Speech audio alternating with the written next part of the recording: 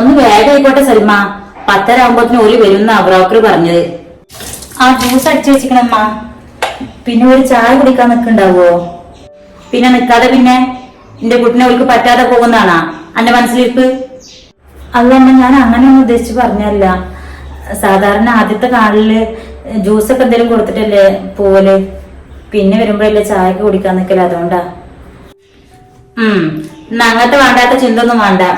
വരുന്നതേ ചില്ലറക്കാരല്ല, പോരാട്ടേന് ഇട്ട് മൂടാനുള്ള മുതലും. ബാപ്പാക്കും മകൻക്കും ദുബായിലെ വലിയ ബിസിനസ്സാന്നാ പറഞ്ഞിട്ടത്. പോരാട്ടേന് ഒറ്റ മോനും. ഒരു മോനേ ഉള്ളൂ? അപ്പൊ 2 പെങ്ങന്മാരുണ്ട് എന്ന് ഇന്നലെ പറഞ്ഞിട്ട്. ഇന്നലെപ്പോ ഞാൻ പറഞ്ഞത് ആമക്കളെ കാര്യ. 2 പെങ്ങന്മാരുള്ളതിന്റെ മൂത്തേന്റെ കല്യാണം കഴിഞ്ഞ് 2 കുട്ടികളൊക്കെ അയക്കണ്. അതാ നാട്ടിൽ അങ്ങനെ സ്ഥിരമായിട്ട് നിക്കലൊന്നും ഇല്ല അത്രേ. പുതിയാപ്പിള എത്തും ഇവിടെയൊക്കെ പാടിയായിട്ട് ഇങ്ങനെ നിക്കലാന്നാ പറഞ്ഞത്. പിന്നെ ഉള്ളതൊന്നും കുഞ്ഞോളെ പ്രായം തന്നെ.